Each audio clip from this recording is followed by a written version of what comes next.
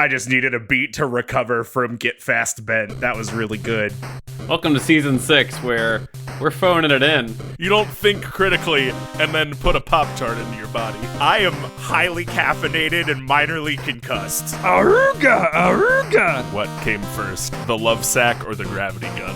It's my turn to do a sin with Sonic. This is for the freaks. Too much piss.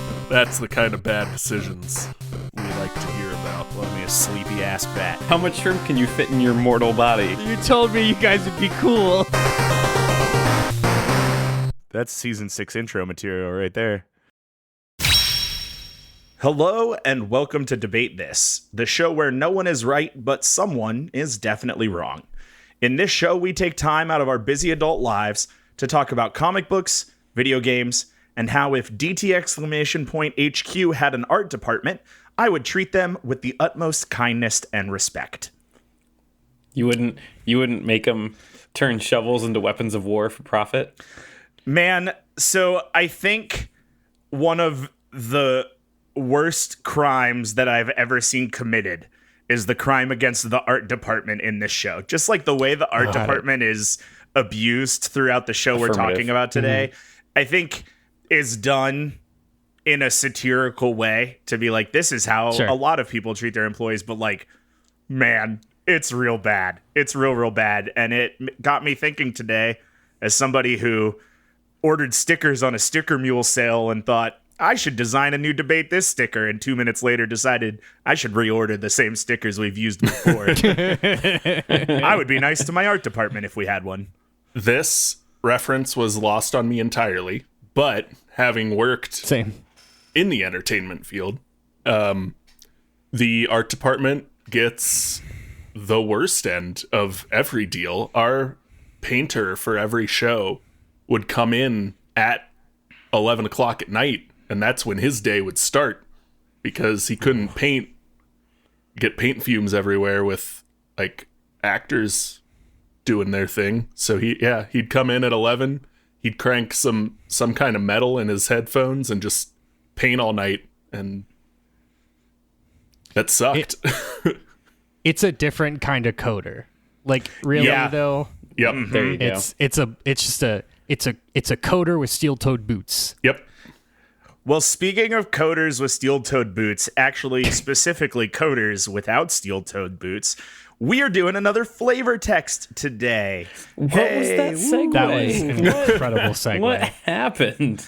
You know, if you say words in the correct rhythm, it doesn't so much matter what the words He's are. right. Yep. You're not wrong. You just need the right cadence. You got it. Something. He's right, but he's out of line. Something. They hated him because he told the truth. Why are you booing me? You know I'm right. There, we got him. We got him all, guys. Thank you, everyone. Well done. Congratulations. Anyway, today we are doing another flavor text. And this flavor text was commissioned by a friend of the show who is not in our Discord. So I do not have a Discord name for them. But their name is Deb. And they are very kind and good friends of ours. And have commissioned this flavor text on Apple TV show Mythic Quest. So I have spent the last 72 hours power binging Mythic Quest because I am bad at time management, but I did watch all of Mythic Quest, and I am very excited to talk to you guys about it today. Matt, I want to clarify. You did not spend 72 hours straight watching this show. You binged the show within the last 72 hours. There's not 72 hours of content to consume. I did not. No, there are 15 hours of content. I fit those 15 hours in the last 72, which honestly, when you say it that way, makes 15 hours feel like a lot less percentage of 72 hours than it really is. Yeah, but sleep and work and life fill up other parts of that time. That's how I binged One Piece. The issue was it was still like that 15 hours, but each episode was like 7 minutes. So yeah, same. I feel you. So that's what I've been doing. But if what you would like to do is make me or one of the other four of us do this for another property, hey, you can commission your own flavor text at patreon.com/debatethiscast. If you've never heard a flavor text before on this feed, it's where we break down and basically do a book report on a topic of your choosing. And like I said, today we are talking about Apple TV's Mythic Quest. And by we, I mean me and my good buddies, Andrew Allegorical Henderson, Todd Fanciful Thomas, and Kyle Imaginary Harper. Now, Matt, Todd, are these just synonyms for mythical? you got it. Yeah. Nice. Yeah, thanks. We did it, everyone. That and none of us are actually here. We're all voices inside Matt's head. Fair.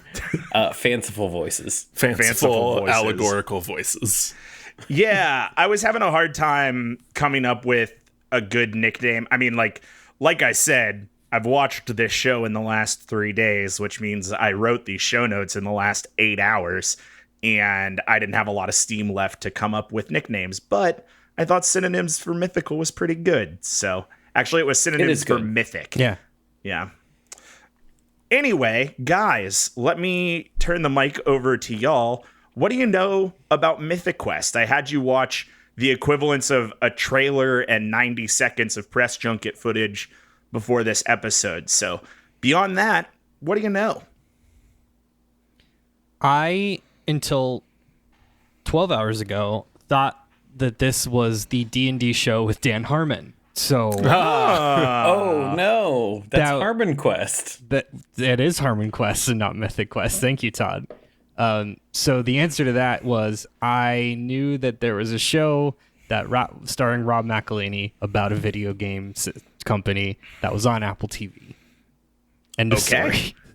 I, until an hour ago, didn't have any idea what this was and kind of assumed it was an actual play podcast / stream. Just created by Dan Harmon. Yeah. Not created by Dan Harmon. I did know the distinction there, but I thought it was like the one with Matt Mercer, but not that one. Like, Critical Role? Yeah. Mercer Quest. Yeah. Mercer I Quest. thought it was This is Mercer a Quest. mess. And then I watched the stuff Matt posted and I was like, oh, this is on Apple TV and has Rob McElhenney in it. Learned two That's things different. today. Yep. So I did know this was a show. That's good.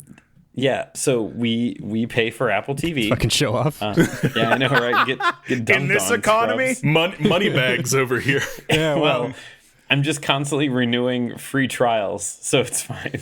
yeah. It's like when you'd get those AOL 90-day discs. I'm Yeah. just burning those. It's Todd1@gmail.com, Todd2@gmail.com. You got it. Yeah, so I did know this exists, and it had kind of been on my list for a while, and I just totally forgotten about it. And I did watch some of it in preparation for today, and spoiler alert, it's kind of everyone's shit. Like, if you... Sure. It knocks on the door of It's Always Sunny without being quite as absurd. It trades some of the flat-out absurdity for a video game office setting. Absolutely. Yeah. If you like It's Always Sunny in Philadelphia, it does not matter if you know anything about video games, you will like this show. Can I ask a question before we get started, Matt? Please. Will you be answering the question on what a shovel's TTP is? I will talk about TTP of Okay, Shovel. good. Yes. What? Yeah. What did you know going in before going in this, Matt? About as much as Todd, but I hadn't watched Okay. any of it. So Yeah, because you're another Apple TV boy, right? I am, yeah. Well, I've watched Ted Lasso, and here's where I'm going to put this is my first piece of advice to you guys on this podcast and listeners. You can pay for Apple TV with iTunes gift cards. So the estranged aunt who sends you $10 every Christmas, you've got about a month. Text her. Tell her you want an iTunes gift card. The first mistake is thinking my aunt can text, but go on. Yeah, I wish. you need a fact checker there. I can Facebook message my aunt. That's okay. That's fair. I have tried to get iTunes gift cards for the last 5 Christmases, and I can't get a single one because I'm all Apple. Every computation device in my home except my PlayStation is an Apple device. So You say computation device? He sure I did. did. What he said. yeah. That is an insane sentence. I mean, it's more than my computer and my laptop. I get what you're saying, but like, oh wow, okay, sorry. But All his devices are eyes. You get it. if I Sure. I think if I tried, I probably have a free trial somewhere in one of those devices, because Apple does that too. But yeah, I can't get iTunes gift cards for beans. Well, and I'll tell you this too.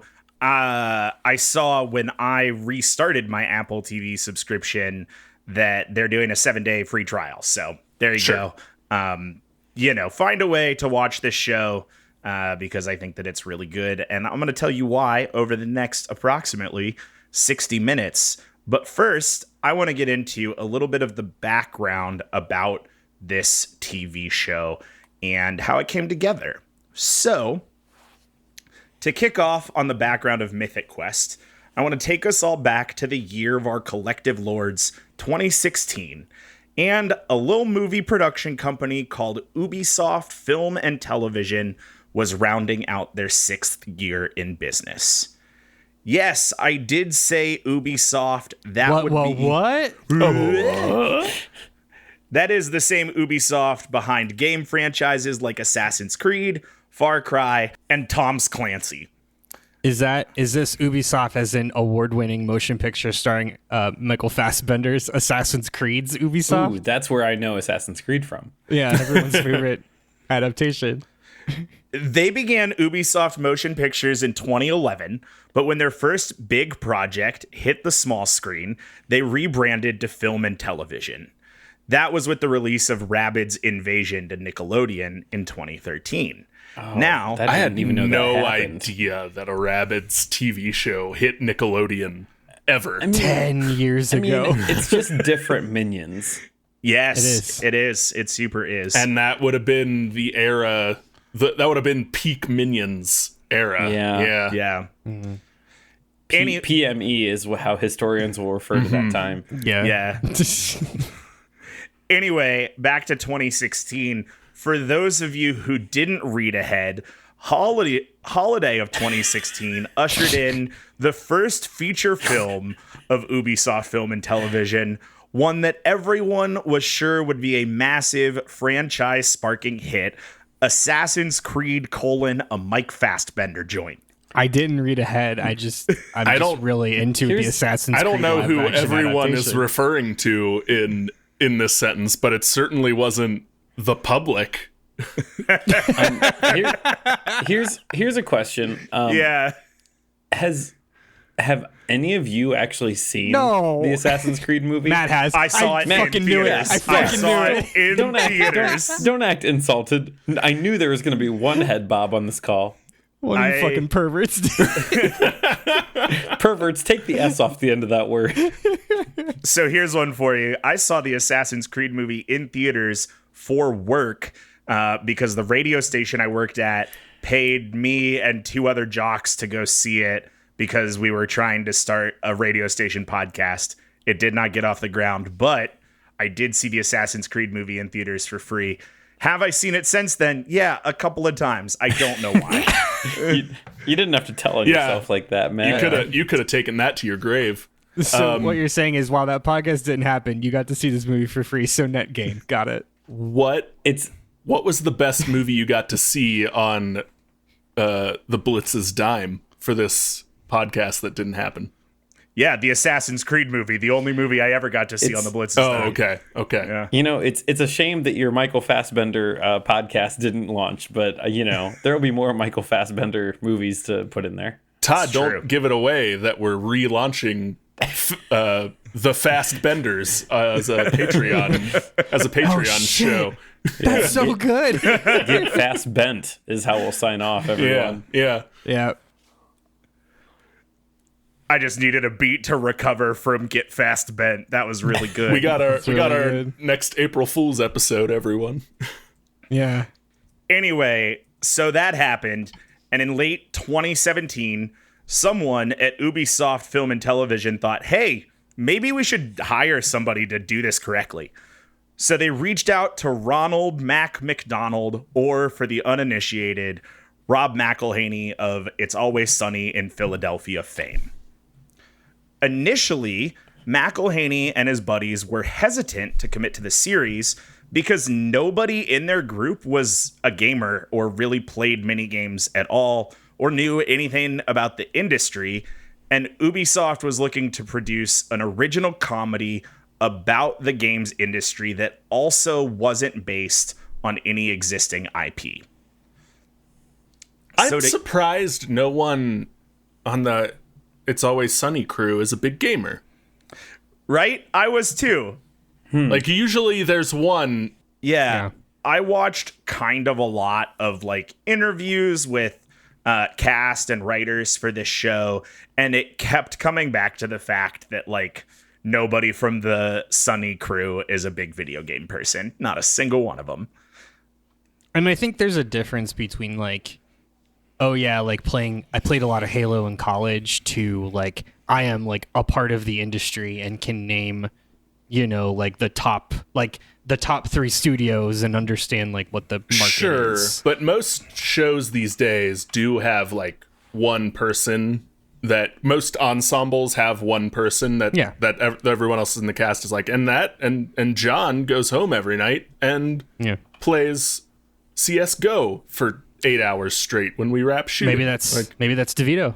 Maybe Danny DeVito's the one. DeVito. Danny DeVito is famously a big CS:GO guy. So anyway, to ease Rob McElhenney's hesitation to taking this job, Ubisoft was like, hey, come up to the Montreal office. We'll show you around. And when he met the crew and the people working at Ubisoft in Montreal, he had this big change of heart. He said that he was inspired by the real people in the office who, while all working on different projects, were united by their love of building a game. I pulled this quote from an interview that I read with Rob McElhenney today. The team at Ubisoft have been an invaluable resource in terms of research and technical knowledge. The company created all the in-show graphics for the fictional game at its center, but also provided insight on the specific challenges of the industry. I'll talk about that fictional game a little more when we get to talking about the plot of the series, but I think what's important to know is that Ubisoft had a lot to do in the writing room and helped out a lot in that way, and it definitely shows in the series. They also put Rob in the Assassin's Creed machine, and he got to go. He got to go live his. He got to go be Michael Fassbender. Yeah, he got to go live his past ancestors' lives. He got fast-bent. He got fast-bent.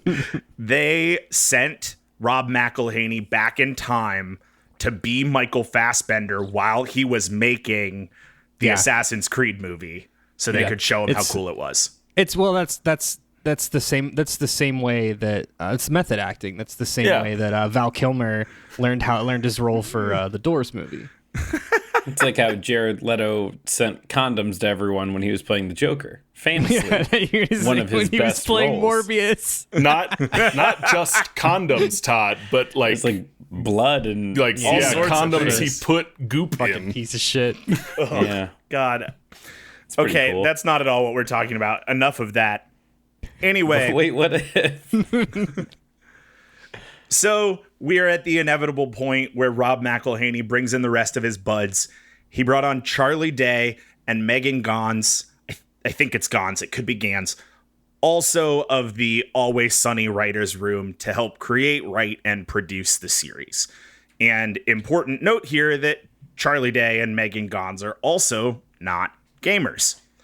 I find that more surprising because I know Megan Ganz is also connected to Community, which like everybody, like that whole writing Seems team has to nerdy be a as bunch shit. of fucking dorks, but whatever. I mean, pick your poison, I guess. Right. And Charlie wasn't Luigi at this point either. So yeah, That's so true. just no connection to the gaming industry. So Rob McElhenney, Charlie Day, Megan Ganz, they operate under the name RCG Productions. Anyway, with RCG Productions on board with Ubisoft, it was time for casting. And this series has no right having the cast that it does. But that is the power of Rob McElhenney and his friends, I guess. So and Apple's coffers funding your show. Yes, absolutely. A couple of things. Thing number one, no Imgur link for this episode. You can just pull up the IMDb page. That'll probably do it for you. Thing number two, this series stars Rob McElhenney alongside his Always Sunny castmate, David Hornsby, who Always Sunny fans will know as Cricket. He has all of his hair and fingers and teeth. Yeah, it's so weird to see him like showered. Looking normal. Also on the roster are Danny Pudi of Community fame and F. Murray Abraham, who you might remember as Antonio Salieri in 1984's Amadeus. He was Khonshu in Moon Knight too. Oh shit! Yeah, you're right.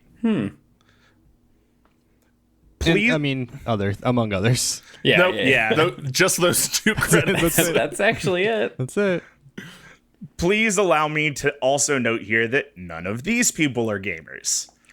So, McElhenney's co-star in the series is an Australian actress named Charlotte Nickdow, and the cast is rounded out by Amani Hakim, who was on Everybody Hates Chris, Naomi Ekperigin, who wrote for Broad City, and maybe my favorite addition to the series as a whole, an actress named Jessie Enos, who had only really held smaller roles up until she was cast in Mythic Quest.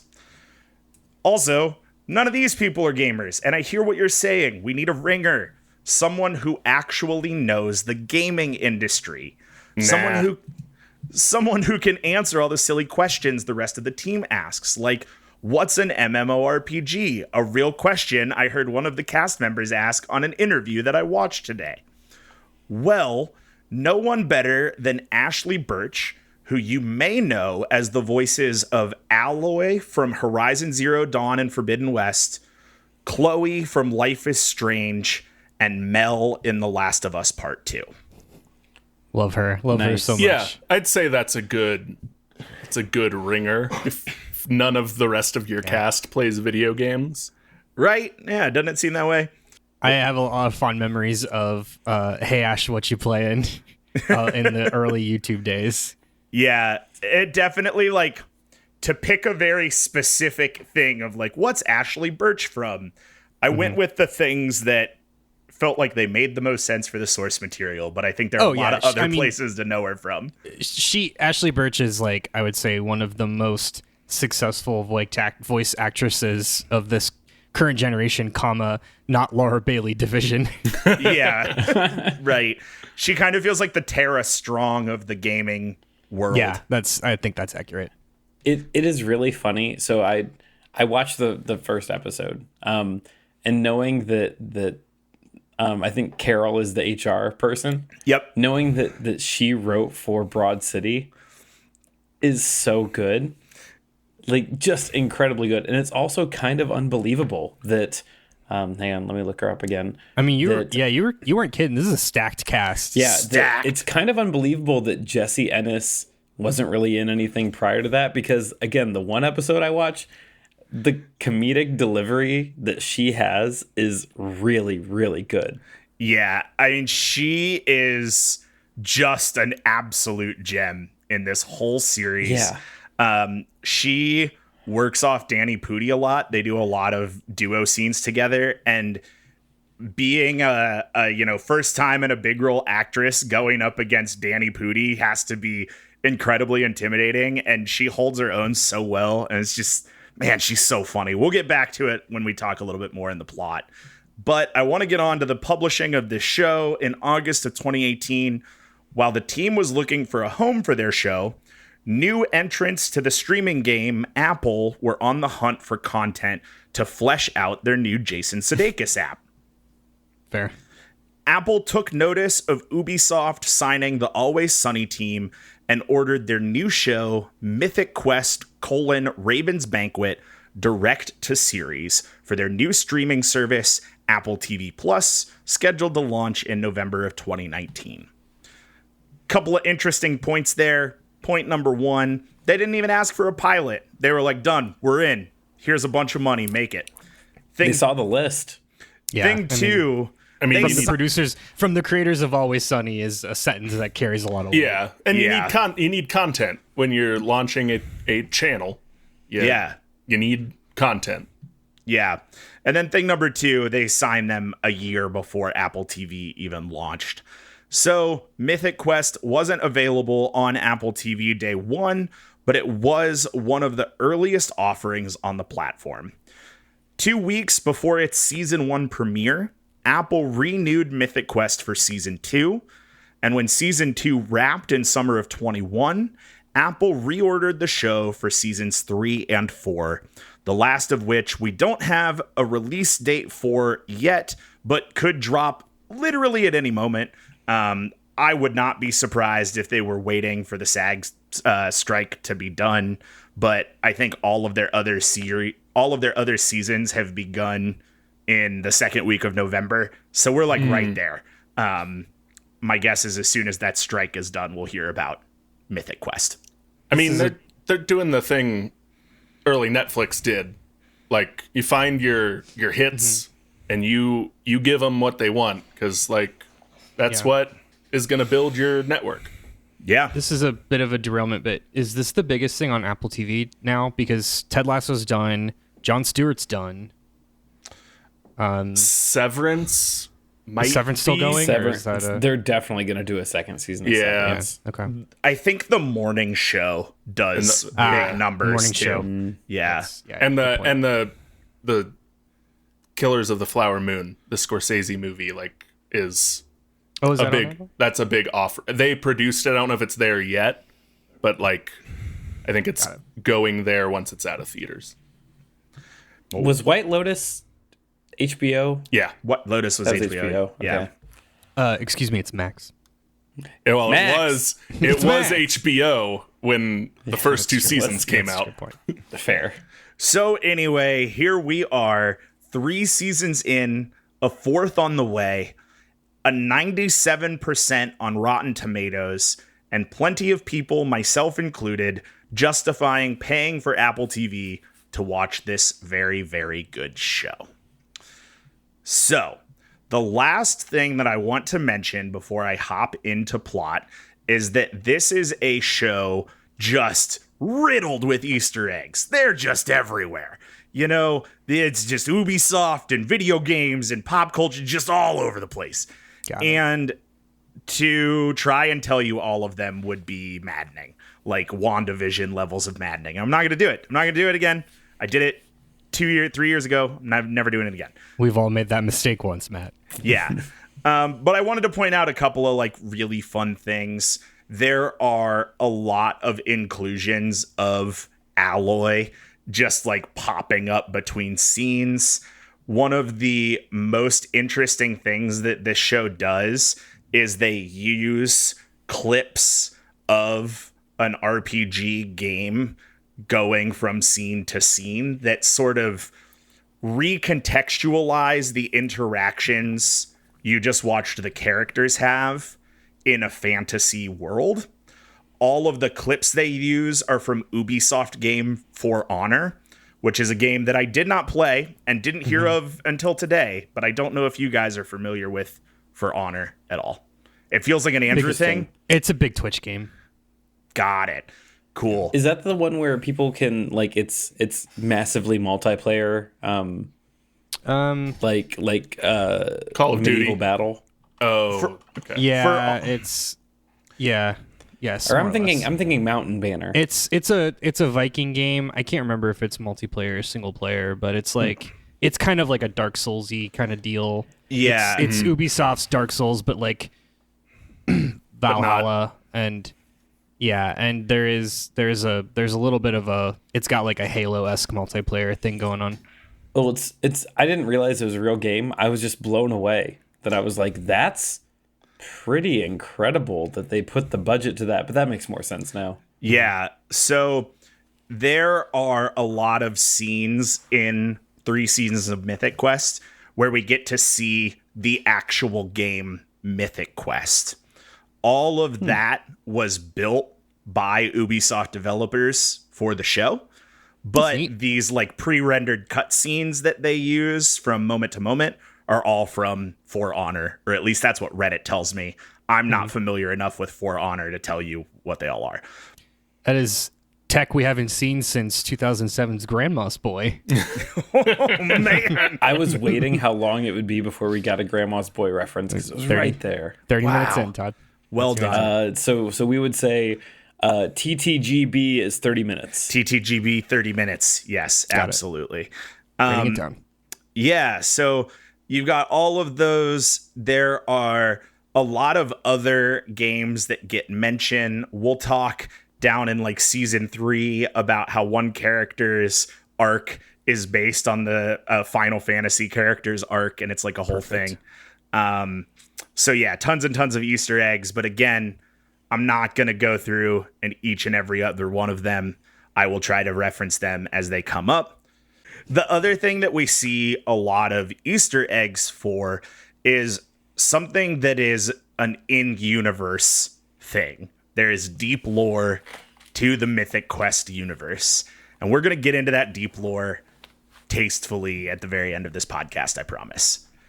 So, before I jump into the plot here, because that's the next thing on my list, do you guys have any questions, any thoughts before we jump into the show itself? No, man, you sold me at Raven's Banquet. Like, that's it. That's all I needed. It is a very rad name that they've done. Yeah. It's great. Yeah. So the first season and the show itself was billed as Mythic Quest Raven's Banquet. They dropped the Raven's Banquet for the next 2 seasons, and they didn't add a second title to either of the seasons. So it's just Mythic Quest after the first season. But what I'm going to do is go through some of the high-level plot points through this series. Like I said, season 4 is due to be released pretty much any time, but I'm going to spoil the shit out of this show. I'm not going to give you every little thing. If you listen to this, if you've never seen Mythic Quest before, I promise there will still be plenty of reason to watch it. But if you do want to go into it cold, if you don't want to hear plot points ahead of time, leave. Get out now. Pause. Come back when you're done, because this is that last warning before I get into the plot of Mythic Quest. All right, bye. We'll be here. Come back later. Man, if I really wanted to commit to the bit and dropped the call, just... That'd be so good. Kyle will come back to the recording in 3 weeks. All right, so let's go ahead and hop into episode 1, the pilot episode. So it opens with an introduction to Mythic Quest, the world's biggest MMORPG and the highest grossing game of all time, with $11.6 billion in revenue. That is in comparison to in-universe games Loaded Hazard with $8.6 billion, DQD4: The Roscoe Chronicles at $8.5 billion, and Gothic Kings at $8.1 billion. Now, in all case you were names, curious, I'm sure Ubisoft pulled like off of whiteboards around offices. Yep. Oh, yeah, absolutely they did. In case you were curious, because I was, World of Warcraft had grossed $11.32 billion as of 2018. And it should go without saying here that Mythic Quest is the World of Warcraft of this world. If at any point you're confused as to what Mythic Quest is, just replace it with WoW. That's all it is. It's World of Warcraft. All right. So we get our little introduction to the game. We find out that it's actually a trailer that the team is watching because today is launch day of Mythic Quest: Raven's Banquet, their first major expansion. We meet the main members of the team. So you've got David Brittlesby, played by David Hornsby, the executive producer of the game. Poppy Lee, the lead engineer, played by Charlotte Nickdow. Brad Bakshi, head of monetization, played by Danny Pudi. C.W. Longbottom, Nebula Award-winning author and head writer of Mythic Quest, played by F. Murray Abraham. So he's like the old community theater type person. Yeah. That's a pretty great way to sum it up. Yes. Got it. And finally, Ian Grimm, creative director, head of Mythic Quest, and played by Rob McElhenney. It's Ian. It's Ian, not Ian. Yeah. And it Oh my sucks so God. hard. That does suck. That's really funny. The first time you hear, so I watch TV with subtitles because I'm 36. Yeah, the sure. first time you hear it, you cringe. You're like, Ian. Yeah. Huh. If you were curious, Ian Grimm is based on a real person. At least that's what people say. There's not really any guarantee because this guy isn't really part of, gaming culture anymore after a lot of allegations came out about him. But if the name Jason Vandenberg means anything to you, it's the former creative director at Ubisoft. Oh. Oh, Yeah. little self-insert. A little bit. I'll give everybody a little time to Google, and I'll drop this Reddit link in the notes. Oh, I got his LinkedIn page first. Yeah. Just click on it. I don't I don't want want to to. do that. I don't. Why He's is there- also the lead Oh, on yeah. For Honor. Which Yeah. is They Yeah, now cyclical. the beard makes sense. you get it. You sure do Yeah. get it. Oh. And a Yeah. friendly reminder to those listening, if you would like to see the links posted in these show notes or just the show notes themselves, you can gain access to that over at patreon.com/debatethiscast and join at the $10 tier. Anyway, back to this episode of Mythic Quest. We've met a bunch of team members, title card, and we join the team meeting where Poppy introduces her new addition to the game, the shovel. Poppy's shovel can terraform in real time, and she thinks it's rad. But Ian feels like it needs a little bit more. And Ian asks the rest of the team to get used to it, Andrew. You're going to get a lot of it. It just It sucks. It It's sucks every so time. hard. It's like a sour note. Ian asks the team if he can have some time to noodle on the shovel because he's not ready to push it to live yet. We also, in this scene, meet David's new assistant, Joe, played by Jesse Enos, who is immediately drawn to Ian's superior masculine energy. Oh, But it's so funny. sure. Like it's. Oh, it's- I know. It's, Yeah. It knows the bit it's doing. Yeah. yeah. I It believe sucks so that. hard and is also so good. So In the same show that's making a bit out of the main character being Ian. Right. Yeah, I get it. Joe later in the series describes herself as a conservative East Coastal elite, and I think that that's important to know now. Also, she's like 21, and it's perfect. Anyway, the rest of the Mythic Quest team come together to try and fix the shovel while Poppy is saying it's fine. This is where the phrase TTP is introduced and then for some reason never comes back into the show. Andrew or Kyle, because I know Todd watched the episode, would you like to guess what TTP stands for? Can you use it in a sentence? Yes. The TTP of that shovel is incredibly low. I'm trying to think of what the P verb the P is. Think video games. Think Sure. video game creators. Time to proc. Time to porn. Ooh, Kyle's close. It's time to Interesting. penis. You're Time to okay. penis. Okay. Yeah. Okay. Oh, that's good. That has big end of Silicon Valley season 1 energy. Yeah. Yes. Yeah. If you know what I'm talking Yes. about. Yeah. So the team discusses the time to penis of the shovel and how low it will be. Because That's funny. It's really funny. Do they want low time to penis or high time to penis? well, so that's a question. What a question. That's a complicated question, quite frankly, and it doesn't have a straightforward answer. It's whether you consider it a bug or a feature, really. The time to penis is like how long it will take somebody to make a penis with a thing. So if you're making something that is intentionally to make penises, you want a low TTP. But if you're trying to make a fun shovel, ideally high TTP. Matt, I want to just note that, like, do you know how I know you work in tech? Because you just gave that answer. Oh, that hurts. Anyway, they talk about how low the TTP of the shovel will be, and Poppy says she'll just code the game so that you can't dig dicks with it.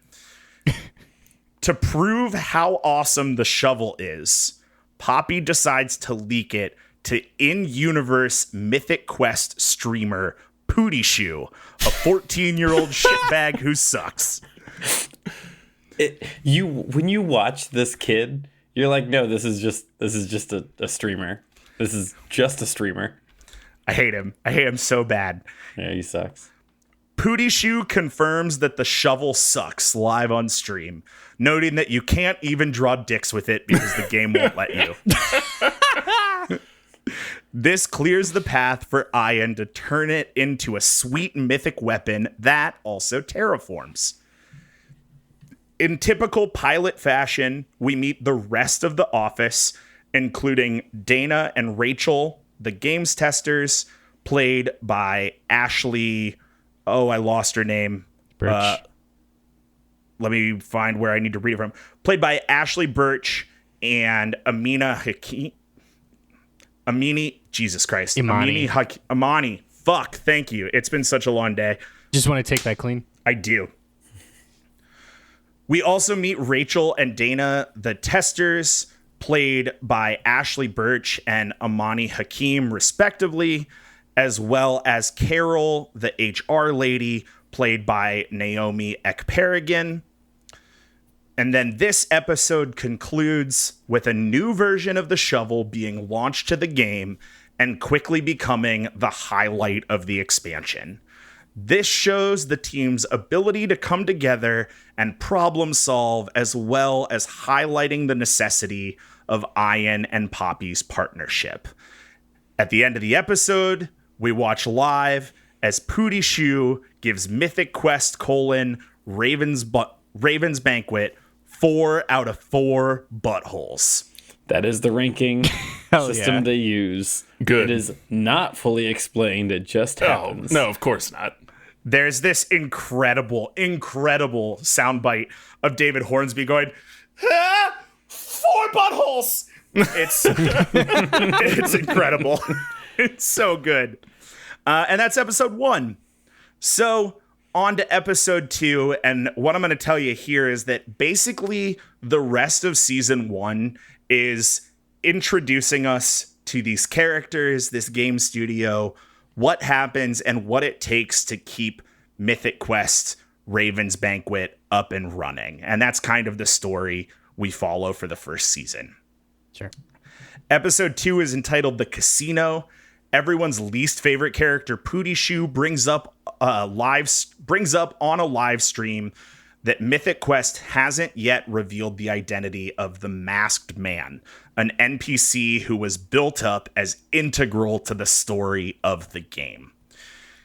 Ian and head writer CW say it's not time to unveil the Masked Man yet, but it's actually because they haven't figured out who it is. So they go to CW's office and listen to Pink Floyd and watch Star Wars about it and decide to just rip off the plot of Star Wars. I love that. Good. When in doubt, rip off the plot of Star Wars. Brad, who I will remind you again is the head of monetization, introduces Poppy and the team to the casino, a new in-game microtransaction hub where Perfect. Ian has agreed to unveil the masked You man. can just say Ian and we'll know. No, what you're I saying, can't. Ian. It's No, you actually can't. Ian. No, it's the whole real way Ian. critical that you take that psychic damage every time he says it, Andrew. Yeah. I'm like physically, I can't stop flinching. We're going to break you by the end of this episode. Poppy and David are appalled by this, and they tell Brad that Mythic Quest doesn't need him. He leaves, and hilarity ensues. The episode ends with the masked man being unveiled in the casino after Brad's return. The masked man is the White Knight's father. Who's the White Knight? Who cares? Stop asking. But he's the White Knight's father. Yeah, that's Cool. definitely the way to do the bit. Is Yeah. who's this big character reveal related to another unknown character? Yep. Screw that- yourself. That's some MCU energy there. Oh yeah. So that takes us to episode 3 of season 1, one of my favorite episodes of the whole series. Episode 3 has 2 central issues. Issue number 1, Poppy is launching a new game feature called Dinner Party, and no one cares. Issue number 2, Mythic Quest is the most popular online game for Nazis. Yep. That means we get to meet Sue in this episode. Sue is played by Caitlin McGee, and she is the Mythic Quest community manager who's locked in the basement with her own psychosis, and she begs the team to do something about the Nazis because her entire office is just a joke of the stack of paper that's always falling over, and every time somebody picks something up or something falls over, she just says, "It's player feedback, don't look at that." And it's hilarious. And they have to see Joe, they have to take the elevator down to the basement where you have to have a special key card to get into. And Joe's office is just like a concrete block with no windows. And she has this like really sad plant growth station on her filing cabinets, but the plants are all dead. It's excellent. It's very good. Anyway, everyone has a different plan for solving the problem. David wants to ban all the Nazis. Poppy wants to use DP. That'd be Dinner Party. And boy, let me tell you, the DP joke is very good. To hold a peaceful protest against the Nazis. And Ian wants to smoke out the Nazis by adding a bunch of Nazi dog whistles to the game's cosmetics. Oh, God. Sounds pretty true to life if I had to guess. Yeah. The more I hear this, I'm definitely getting like Silicon Valley vibes. Yeah, definitely. There's a lot of shared DNA there, which is great because I love that show. So great. Yeah. So I'm not going to spoil the ending and what they do about the Nazi problem. But again, this episode is a favorite of mine. And I would also say, while this short synopsis I've given is a little damning, this episode is kind of the start of maybe Ian isn't so terrible. Like maybe he is different, but not terrible. Sure. So moving on to episode number 4, titled The Convention. Pooty Shoe announces he's done playing Mythic Quest. So the team, at least part of them comprised of Brad, Ian, Poppy, and Dana. She was one of the testers who we mentioned in episode 1. Go to StreamerCon to find Excellent. their new streamer. Meanwhile, David is left in charge of the office, and he is the top dog just in time for a Girls Who Code camp to come visit the office building. And again, hilarity ensues. The thought of that being cricket is very good. Yeah. It's really special. This episode ends with Dana becoming the new streamer for Mythic Quest, because Dana feels about Mythic Quest the way I do about Overwatch. Nothing? No reaction at all? We let it be, man. I'm sorry. I got work emails that just were yelling at me. Matt, part of the problem is I don't know how you feel about Overwatch. I know that's your fair. relationship to Overwatch, It's complicated. but I don't know your feelings. I guess then perhaps I will say Dana has the same relationship to Mythic Quest that I do to Overwatch, in that it is a crippling and soul-sucking addiction. Okay. Dana talks a lot about how, like, she comes to the office to play test the game for 10 hours a day and then goes home and doesn't get enough sleep at night because she stays up all night playing Mythic Quest at home. Like, we're one and the same, her and I. All right. So that's episode 4. And the only other thing I'll say about episode 4 is that while episode 3 gave us a little bit of that, hey, maybe Ian isn't such a terrible person, episode 4 gives us a little bit of, hey, maybe Poppy sucks. I think Poppy sucks a little Interesting. bit. Yeah. So it's really fun the way that these two star, so to speak, in the show, because I don't think that either one of them is the main character of the show. And I'll get back to that way later. Episode 5 is entitled A Dark Quiet Death.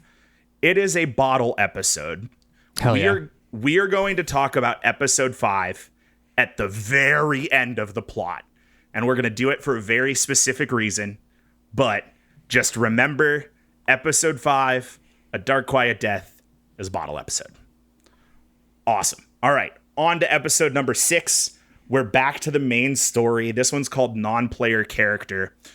While they were at StreamerCon in episode 4, Poppy met the head of Cold Alliance Games, MQ's rival studio. Cold Alliance Games is the studio that stole Pootie Shoe from MQ, and they also want to hire Poppy to be their new creative director. Definitely not a thin allegory to Blizzard. No. Definitely not. Sure Not at all. isn't.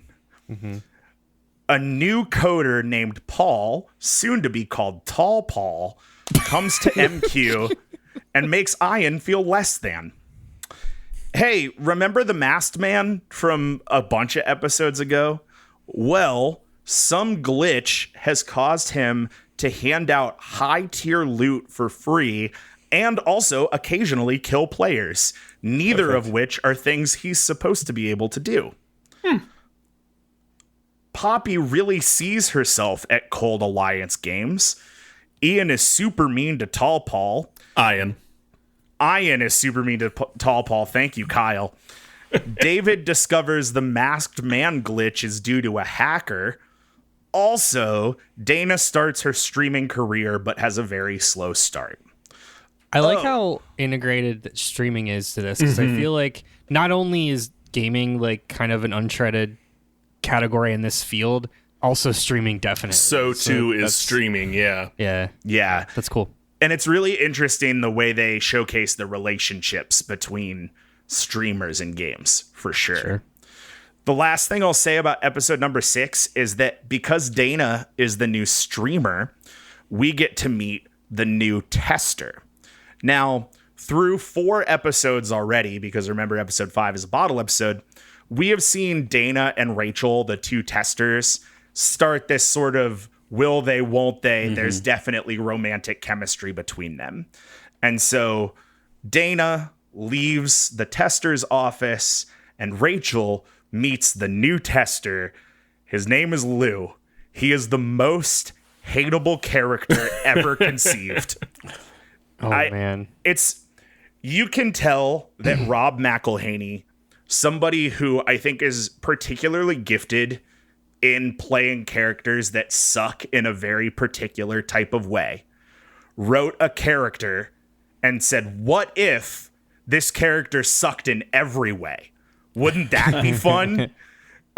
Because he's incredible. He's just the worst. I hate Lou so bad. That's episode 6. On to episode 7. This one's called Permadeath. Ian challenges the hacker who is controlling the masked man avatar to a PvP fight. If Ian wins, the masked man has to reveal himself. And if the masked man wins, Ian shuts down MQ or whatever, some high stakes thing. Poppy helps Ian train to defeat the masked man because Ian is terrible at his own game. They bond over this. Ian defeats the masked man, and the masked man is revealed to be Pooty Shoe. Good. Cool. Yeah. Sure. So good. Okay. All right. We're on to episode number 8. This one's called Brendan. Ian takes Poppy to a mysterious meeting. That meeting ends up being with Pooty Shoe, who is Ian's son. He was Ian's son the whole time. They All did a Star Wars. They did a sure Star did. Wars in reference to Star Wars. This show reminds me in some ways of, like, you know, you take a picture and then you take a picture of you holding the picture and then you take another picture of you holding the picture of you holding the picture. And then you put that picture on a sweatshirt and then you take a picture of you wearing that sweatshirt and repeat the process. I was just gonna, before you revealed this big nugget, I was gonna comment that it feels like Pooty Shoe is a combination of PewDiePie and Ninja. Yeah. A little bit, yeah. Still get that vibe. And I thought what they were doing was like the whole like Ninja left Twitch and it was a big deal, and like other games were, and he was like, I'm not playing Fortnite anymore, and other studios were like trying to get him to play their game, right? I thought that's what they were doing. And then I was like, oh yeah, Ninja, who's only popular because he's famously, his dad works at Nintendo. Yep, That's exactly. not real. I just wanted to make that dad works at Nintendo joke. Yeah, sure. There you go. I think PewDiePie is a great call out for sure, because I think that is a connection. The other That's one certainly what the name is referring to, for sure. The other one that I would put out there is somebody who is a little bit more Twitch and a little less YouTube, which is Dr. Disrespect. If you're familiar with Dr. Disrespect at all, Pooty Shoe has a lot of similarities. If you're not familiar with Dr. Disrespect, you're better for that, and I'm not going to tell you anymore. So thanks. Yeah. Good job. Yep. I've literally never heard the name Dr. Disrespect before. And your life lucky is better then. for Don't that, bother. Kyle. Good. Right. Do Good. not bother. All right. So this whole thing happens where Ian meets up with his son, Brendan, who is actually Pooty Shoe. He takes Poppy with him for emotional support, but she has to stay in the car, where she, of course, meets Ian's ex, Brendan's mom. We find out that Ian is a kind of shitty dad, but also just doesn't really know how to be a dad. We find out that Brendan really does suck and is just the worst. Like, he's just terrible. And through this kind of bonding day between Ian and Poppy, Poppy goes through this whole up and down with the job offer at Cold Alliance Studios. At the end of episode 7, she had called and said, I'm in, I'll take the job. Around the midpoint of episode 8, she calls back and says, I'm sorry, I've changed my mind. I'm not going to take the job. Mythic Quest is my home. And then she spends some more time with Ian, decides she hates him again, calls Cold Alliance Studio back and was like, I'm so sorry about that last message. I'm so excited to start work on Monday. And they were like, we don't want to hire you anymore. Please don't call us. And now Poppy is stuck at Mythic Quest again. Also in episode 8, it's found out by the streaming community that Dana is actually an employee of Mythic Quest, and she is mercilessly harassed. Frowned upon. Yeah. Like, Big faux pas in the streamer community. It's astroturfing right there. yeah. I said up at the beginning of the episode that, like, boy, do they treat the art department rough. And at the end of the day, it's for satire, and I get it. And I think this is another one of those moments where, like, they show the harassment that a streamer can go through, and there's an air of satire to it, but I don't think that it does enough to show quite how damaging that can be to a human being. And I'll take the brief moment to say that's partially because Aya, friend of the show, World of Warcraft streamer, has dealt with a great deal of harassment online, and I know her personal experience.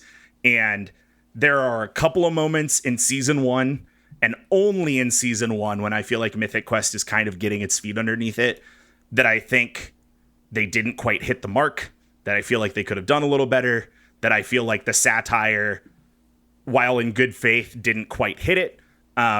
This is one of those moments that I was like, man, I think what they're showing happening to Dana sucks a lot harder than they're playing it up to be.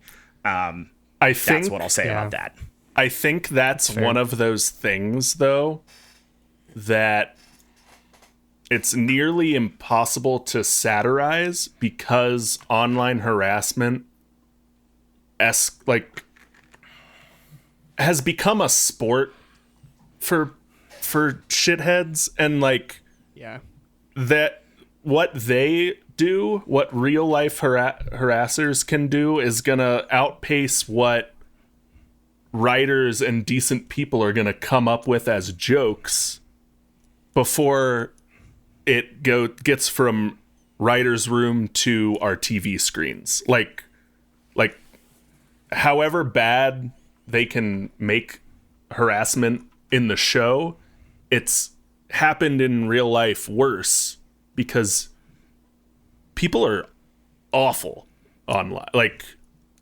Because this is all it's all an allegory and allusion to Gamergate, and that was dreadful. Like a low point for everyone involved in video game for humanity.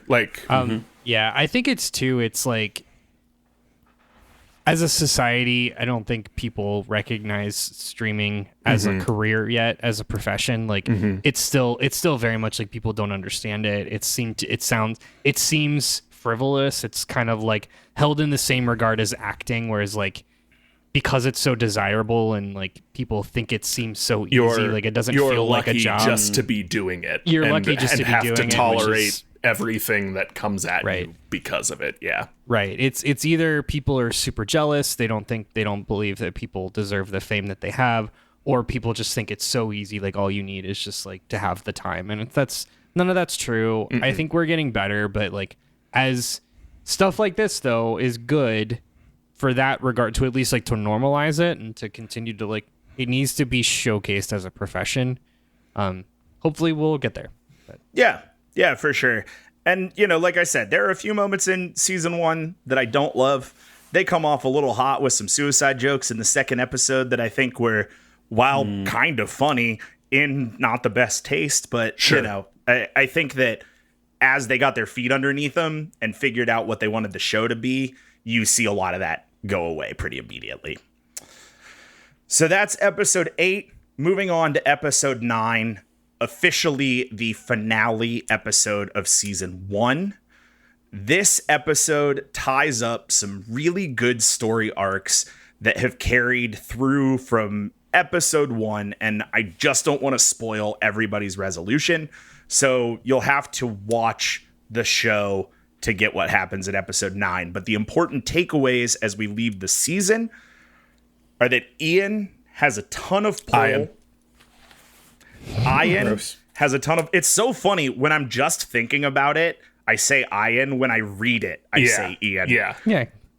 Because it's wrong. It's wrong and it sucks. And I'm only correcting you to get Andrew's face every time you should. He hears it. Yeah. Yeah, as I want you to do. He winces, audience. It's past cringe. He winces now. We're going to get him to flinch by the end of the episode. Anyway, the important takeaways are that Ian has a ton of pull with the parent company in Montreal, often just referred to as Montreal, and Ian promotes Poppy to be co-creative director with him. It's a nice, happy ending, end of the season, and then COVID-19 happened. Oh, yeah. So between season 1 and season 2, we got 2 special episodes. The first one is entitled Quarantine. It's exactly what you think it is, but it's very fun. I enjoyed it. Is it like a Zoom call episode? Yeah. It is a Zoom call episode. They did the Parks and Rec thing. Yeah. Yep. Yeah. What I did find out today as I was just like doing some research is that they had this idea, like the writers had this idea, and Rob McElhenney basically called Apple and said, Apple TV, I would like to make an episode of this show that I do for you. I need you to send me 40 iPhones. And so they sent the entire cast an iPhone to film the episode of Mythic Quest. Oh, yeah. I mean, it's pretty fun. because it's then an ad for FaceTime as well. Yeah. Yeah. Matt, my question is similarly, where is I assume the Caitlin Olsen cameo in this? Not yet seen. No Caitlin Olsen so far. Yeah. Surprising. I know it. I tell you what, no Charlie Day either, which is crazy. Yeah. And I listened to somebody else's review of the show, and they pointed out that Rob McElhenney and Ryan Reynolds are like good buddies with Welcome to Wrexham. Yeah. And there's been no Ryan Reynolds in this yet either. So there you go. Any Glenn Howerton? No Glenn Howerton either. Danny DeVito. Nope. None of that. you got everyone Cricket, in the you got show. Mac. That's it. What else you want? All right. So that's Quarantine. And then the special episode 2 was like, hey, it's our first episode back and being able to film in the same place. And it's an episode called Everlight. Everlight is a canonical holiday in Mythic Quest, the game, that they also celebrate at the office. Fun. I would bet that there's probably a direct correlation to some World of Warcraft holiday that I do not know about. I'm sorry that I'm not that nerd, but They all of them do that. Yeah. Someone Yeah. is screaming at their phone right now. Yeah. yep. Leave me a review and tell me about it. Anyway, it's this super fun LARP episode where they get the whole office together to do like LARP cage fights in the office for Everlight supremacy. It's really, really fun, and they intersplice it with these really cool like D&D fantasy fights, right? Where like Cool. somebody will throw a red tennis ball and say fireball, and then it'll like cut to them in a wizard's robe, like casting a fireball Nice. in a forest. And it's very cool. It's a high budget episode for sure, but it's cool. It was a fun time. So all the money they saved on the 40 iPhones episode, they spent in Everlight. And that is season 1 of Mythic Quest. So we've got 2 more seasons to run through, and spoiler alert, something gets canceled, but it's not the show. All that fun stuff and more coming at you right after this. Welcome to Composers in a Jukebox, a podcast that brings together a special breed of musicians in a conversation about their craft. Today we're taking a deep We're here today with We are immensely excited to be chatting with Tinkin. Today, specific to multi-level composing songs.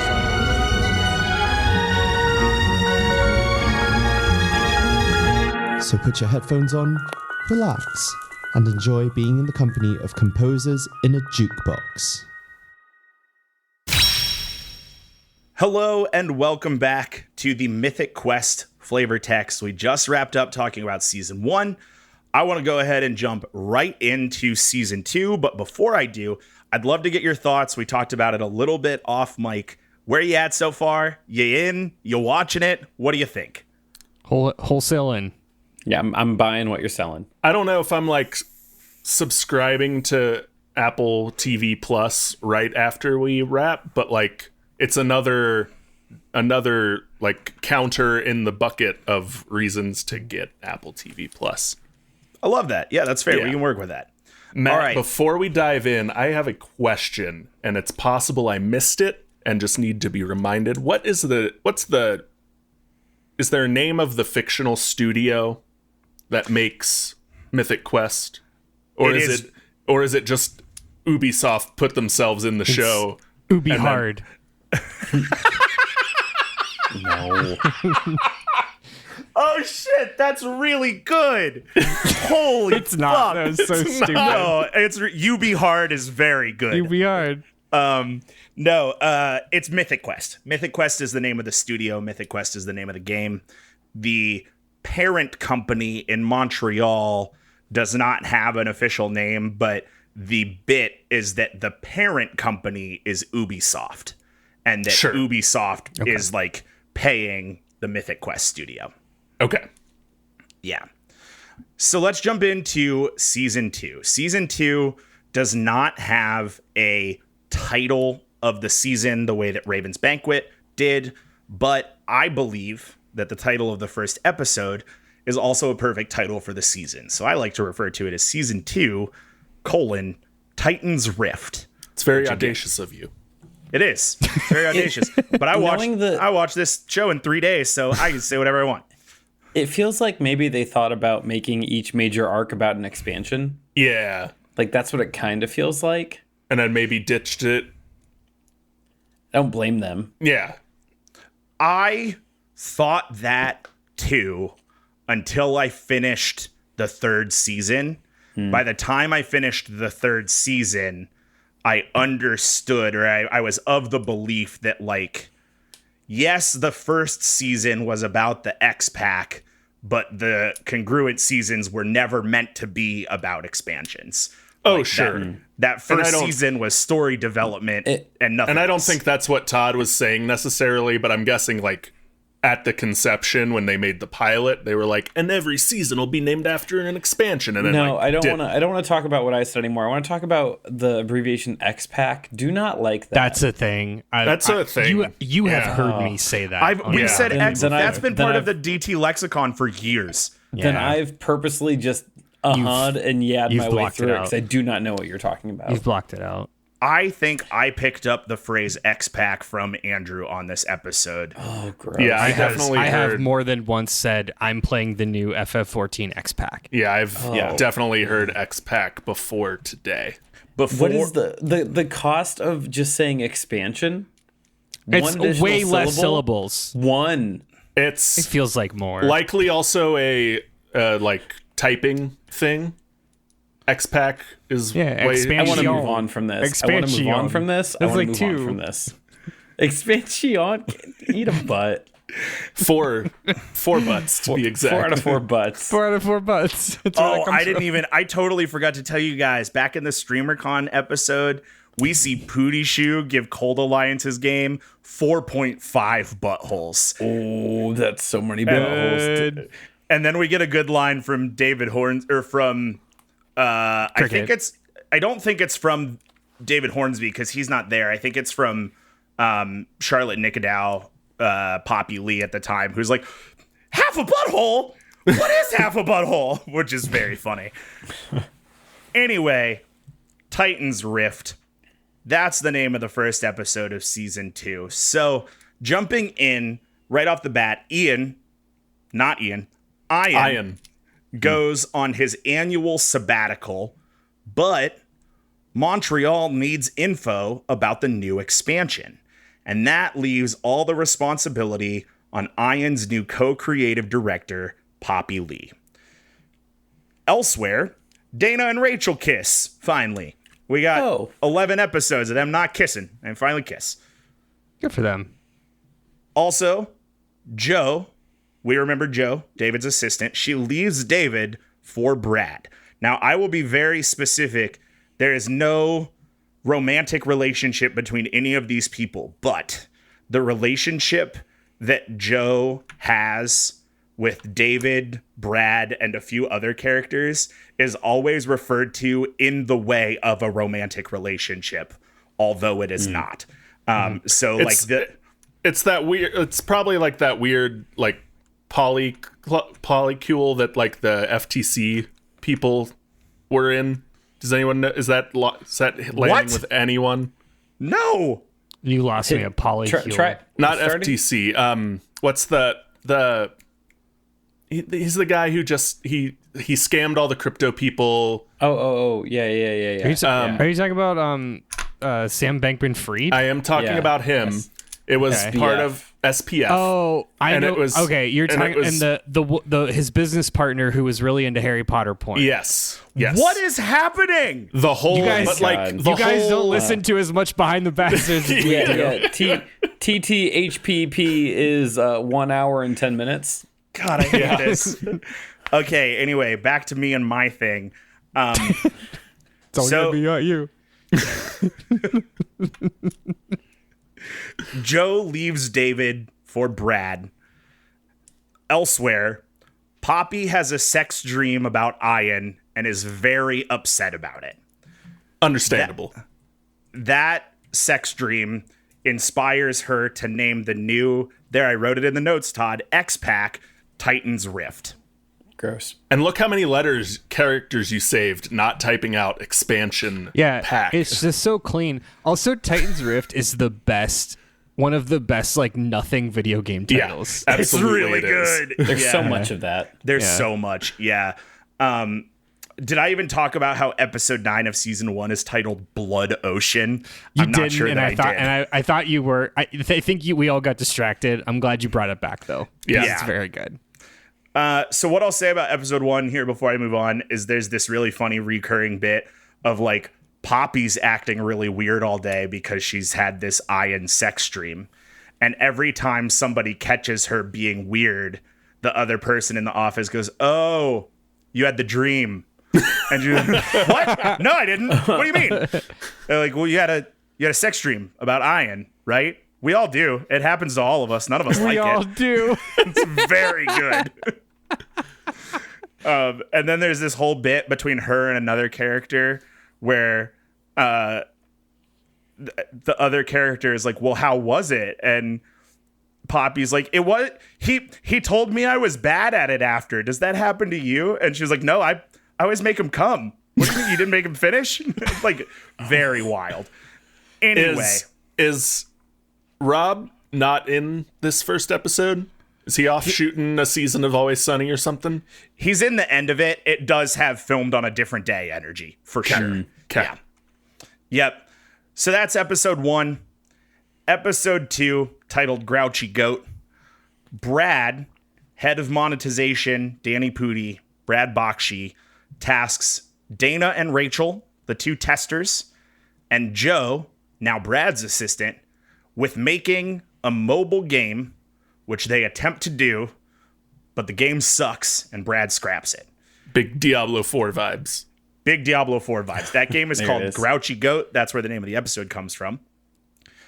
Poppy and Ian try to work on the new expansion together, but discover that Poppy just has no charisma, just is like incapable of motivating people in any way at all. Because of that, Ian books Poppy to speak at a women in gaming conference to help boost her confidence. And I don't want to give away the fun ending of the episode, but through this event, Poppy shows both Ian and also David that she's capable of being a leader. Does she start a cult? She does not start a cult. No. Okay. That would be something though. Does she start a riot? That's Oh the my other God. reason. Also not a riot, but that would Okay. also be really good. Okay. Also in this episode, it's not super crucial to this part of the plot, but Brad begins to prompt Poppy to put a battle royale in the game. Good. That comes back in episode 3. I like that. I like that a lot. Ian and Poppy decide to work on their halves of the expansion separately. Joe helps CW, if you don't remember CW, that's F. Murray Abraham, the old guy, deal with his old publishing company. She also demonstrates some of the most incredible physical comedy I've ever seen by use of ponytail. I tried to find a GIF of it, and I couldn't find a GIF of the exact moment. But if you do watch this show, you will notice it is impossible not to because it is center frame. The movement of Joe's ponytail is so dramatic. It's like Lola Bunny in the first Space Jam levels of dramatic. the way this ponytail like flips and flops. It's very funny.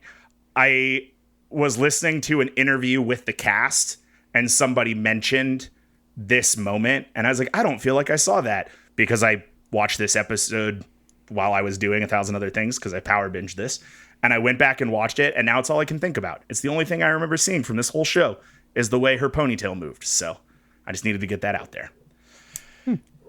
Good.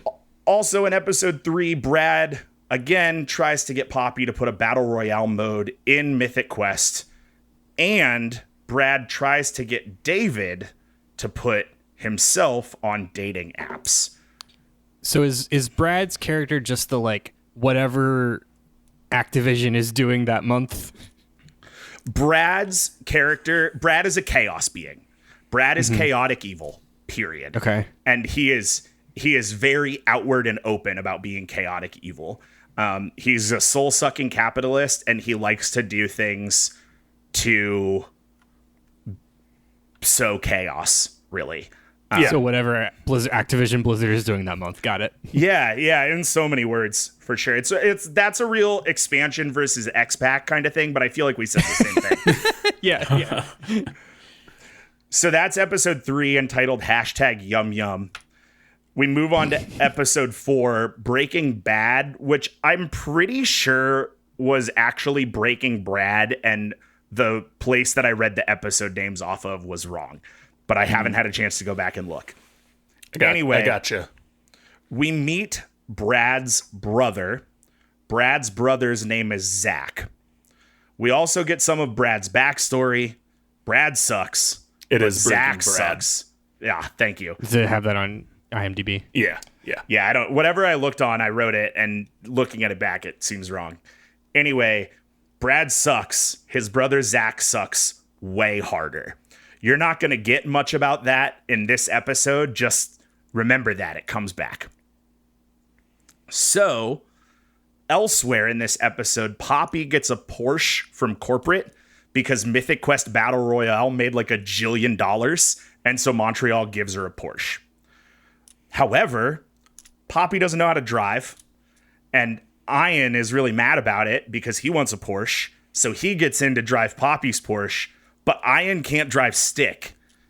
And the only person in the office that can drive stick is Rachel, the tester, who every person in the office, the only thing they've said about her this whole series is that she's annoying. So Rachel, the annoying tester, has to drive Ian and Poppy's car home, and that starts this kind of weird mentor-mentee relationship between Ian and Rachel, the annoying tester, that becomes important later. Cool. Good. Episode 5, Please Sign Here. Hands down, one of the funniest, if not the funniest episodes of the series. Just, chef's kiss. Carol, the HR lady, who we have had minimal interaction with this season, destroys the entire team with a personality test. Perfect. An HR mandated like personality test that everybody had to sign their packet to prove that they took. And this episode is I think it's like 8 characters. It's all the main characters that we know in the office, locked with Carol, the HR lady, refusing to sign their packets, and Carol refusing to let them leave until they sign their packets. Good.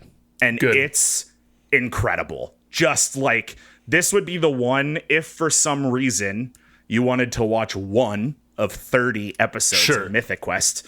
This is the one you should watch. Absolutely. It feels like it has the same energy of the Always Sunny episode when they go to therapy. Yeah. I was thinking where's my everybody's trying to find Annie's pen episode in Community. Oh yeah. Or the Office episode where they all have to sign off on Dwight's apology. Yes. Yeah. You got one, Kyle? Yeah. Nope. Took all the good ones. Took all the good ones. You guys get it. Anyway, at the end of the episode, Poppy and Ian get in a big fight. Ian tries to open up, and Poppy is honestly kind of a bitch about it. And this is another moment where the show taps on the glass a little bit and says, like, hey, maybe Ian doesn't suck, and maybe Poppy does suck, and maybe both of these people are kind of bad. I kind of like that. That's Yeah. why I keep like going back to Silicon Valley. That's one of the things like you mentioned at the top that like it's not like Always Sunny and that like it's the show is obvious that like these are cartoonishly terrible people, but I also like when characters can be both likable and not great people. Yes. Like and be fallible. Which Silicon Valley does a really good job of. Like the main character Richard is not like the most smart or best person. You know, he is very fallible, but he's still likable. You still root for him, which I always appreciate that. I think that's good writing. Yeah, I totally agree, and it gives it a really good level of humanity on a show that's very satirical and a little bit larger than life, which I really like. I heard Rob McElhenney say in an interview that I listened to today, like, I don't know how to write shows where the people don't hate each other. And I think that adds a really good level to everything. Yeah. So that's episode 5. On to episode 6. This one's titled Backstory. Has a destination point at the end. It's like Max. It's exactly like Max. So this is the bottle episode of the season. We keep the trend going. We got a bottle ep each season. This one is CW's Backstory. CW, F. Murray Abraham, the head writer and Nebula award-winning author, C.W. Longbottom. So what we learn is that he came up as one of 3 young science fiction writers who are all junior editors together at a sci-fi magazine. I don't want to spoil too much of this episode. It is a very, very well done episode. I think all 3 of the bottle episodes are directed by Rob McElhenney, which I think is kind of cool. It's either Rob McElhenney or his sister because she directed a number of episodes as well. But again, I don't want to spoil too much. What's worth noting here is that CW left on bad terms with those other 2 science fiction writers. And point 2, CW may not be the writer that he's led everyone to believe that he is. And this isn't from this episode, it's just like sparked because I've heard his name 3 times, like Beetlejuice. Is he a like George R.R. Martin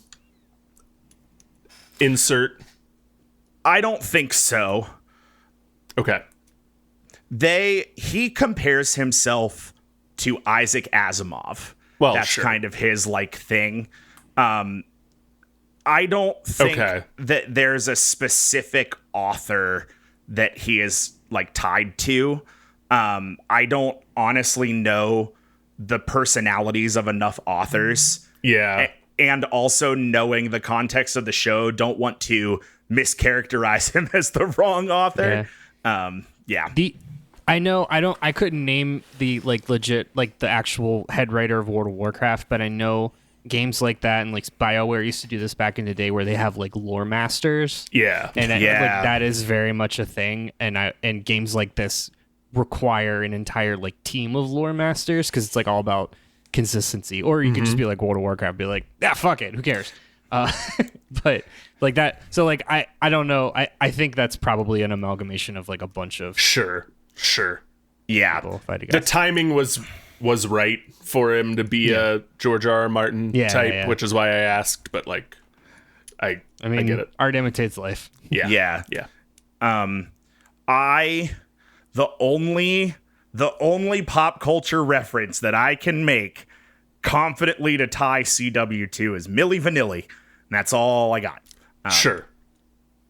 Anyway. That is a pop culture reference. You're right. So that takes us to episode 7. This one is entitled Peter. Now, I didn't mention it in episode 6, but one of those 3 young science fiction writers, one of them might be named Peter. Could be the same Peter. So this is a CW and Rachel the Annoying Tester, also known as Ashley Birch, bottle episode, which I found out from some research today, they wrote largely to help keep F. Murray Abraham alive, because everyone was really afraid of F. Murray Abraham getting COVID, because this was still like peak COVID protocol, and he's 50 years older than the rest of the cast. So everybody was really concerned, and they wrote like this whole season, you only see him on a laptop filming from home until this episode 7, where he is only with a small group of the cast. Where they only had to ensure like 6 people didn't have COVID so they could film it. Yeah. Exactly. It's going to blow your mind who one of those 6 people is if you hold on just a second. So, CW reunites with one of those original 3 writers from the last episode. CW states that his goal is, and I quote, to fuck his wife. The fact that you said someone's gonna be getting canceled soon does color this differently. Yep. Doesn't it? It sure does. Yep. Don't get too far ahead of me now. We got 4 episodes. I'm 2 episodes trying so hard. Yeah. Okay. So CW comes to meet up with his old buddy Peter to once again, and I quote, fuck his wife. Hey, one of those 6 people that they wanted to make sure didn't have COVID was William Hurt. William Hurt cameos in this episode. Oh. This episode that came out a year after Black Widow did. You take what you want from that. I'm trying to do the William Hurt. The math's is not fantastic. I don't know what day William Hurt died, and I don't know what day they filmed this episode. Right. Oh. I don't think that they're that far apart. I don't think they are either. Well, hold on. Remember, William Hurt died. William Hurt died of terminal prostate cancer. Yeah, and he had already been diagnosed for a long time. Right, he had already been sick. It had metastasized 2 years earlier. Mm-hmm. I'm just trying to figure out that the recording and death date is what I'm thinking. According to Wikipedia, he died March 13, 2022. 22. So when did these episodes come out? Summer of 21. Yeah. So okay. Yeah. Okay. They probably they filmed way different. They would have filmed in 2020. Yeah. My guess is they were probably filming in early 21, because it was like right when, if you guys remember, right when the vaccines started hitting is when Hollywood was like, we're back. Here we go. Yeah. So this is probably still like a year before he died, for what it's worth. Okay. A year-ish, give or take a couple months. And I'll tell you, I think that he's really great in this episode. I think he does very well in this episode. But that's all I'll say about it. I don't want to give away anything else. Well, that's a thing especially like Apple TV right now, because they're in their like, we don't care what it costs, we're building the brand phase. Like, that's one of the things Netflix did really well too, is getting these cameo roles and like getting big names to deliver a real performance in one episode. Yeah.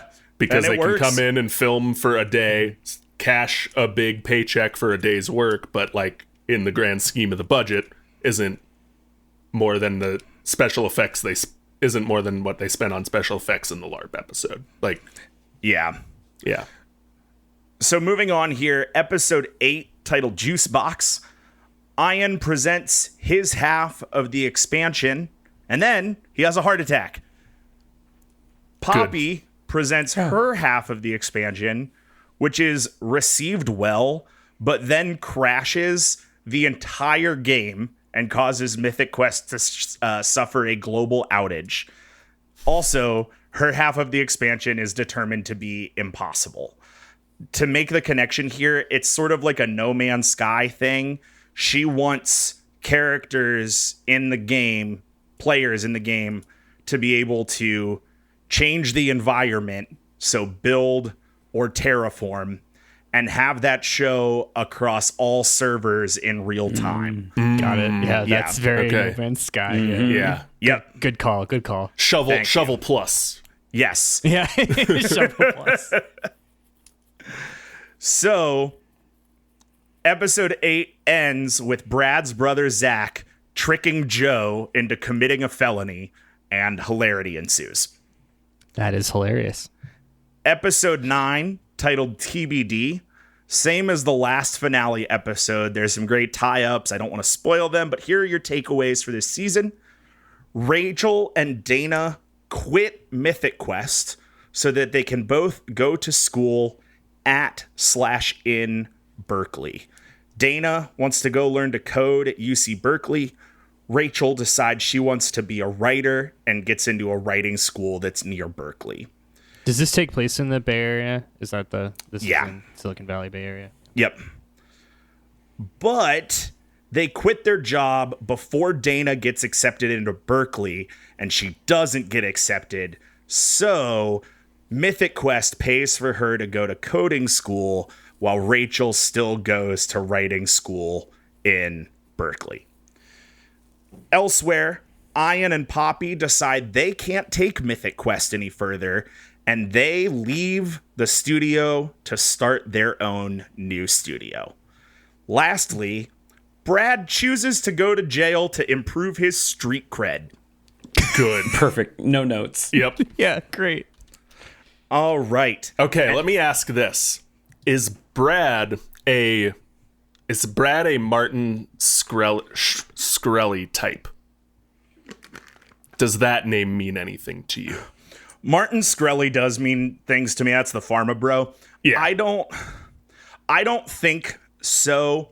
I think he is mostly just like just an avatar of chaos. Yeah, like he's a big fan of battle passes. He's like a used battle pass salesman. That's what Brad Bakshi is. He's the I hate to keep going back to Silicon Valley, but he's the guy that runs Hooli. I wish you guys watched Silicon Valley. I know so little of that show. Yeah, same. Well, we're one person commissioning an episode away from me watching it. Anyway, let's get into season 3, also known as the one without F. Murray Abraham, who was fired in late 2022. So, as mentioned earlier, somebody gets canceled. It isn't the show. And it's not CW, the character. It's F. Murray Abraham, the actor. Here's what Can I read this first line in the article? Please do, Todd. So in the show notes, Matt has linked the Vulture article talking about it. It says, an exclusive story in Rolling Stone has revealed that the F in F. Murray Abraham stands for fuck, not this guy too. That's really good. Which, like to be clear, sexual harassment is not a joke. But dunking on the people that you know push forward sexual harassment should be encouraged. No, that's a very funny lead sentence. Good job, Rebecca Alter from Vulture. So here's what I will say. The story goes, because of course all alleged, but you know, the story goes, F. Murray Abraham made some inappropriate jokes to a couple of cast members and was told to knock it off, and was also told to basically keep his distance from one of the actresses on the show. He chose not to do those things. Mm-hmm. Sure. And then word got to Rob McElhenney, who fired F. Murray Abraham. Here are the only things that I'll say because I think it's relevant to say so. F. Murray Abraham, again, like 40 years older than the rest of the cast, playing a character who is written to make the exact same jokes that he got fired for making. Is that an excuse? No. Fuck no. If you're told to leave people alone and be cool, you do it. Period. End of story. However, I think that it's worth pointing that out in this situation. It's a real Chevy Chase situation. Literally just going to say, it's so wild that Chevy Chase did the exact same. This is 13 years later than the Chevy Chase, his character being an asshole, and then an old asshole, and then he got fired for being an old asshole. Yep, exactly. Yeah. So that's all I'm going to say about that. F. Murray Abraham, out of the show. Episode 1, Across the Universe. Poppy and Ian have left. David is in charge at Mythic Quest. Rachel and Dana doing a long distance thing. Poppy and Ian have left to start Grim Pop Studios and produce Poppy's expansion game, which was titled in the last season, Hera.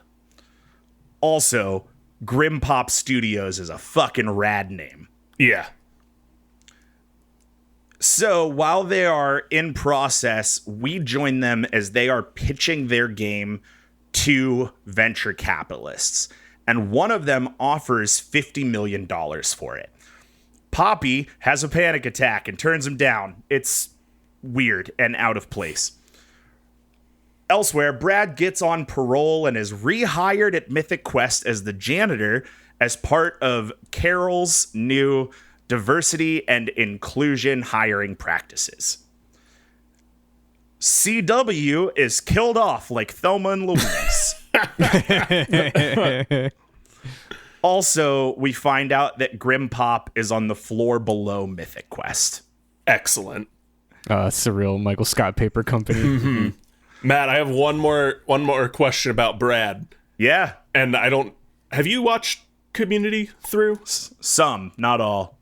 If this reference is lost on you, then don't worry about it. But is this just Danny Pudi doing more Evil Abed for?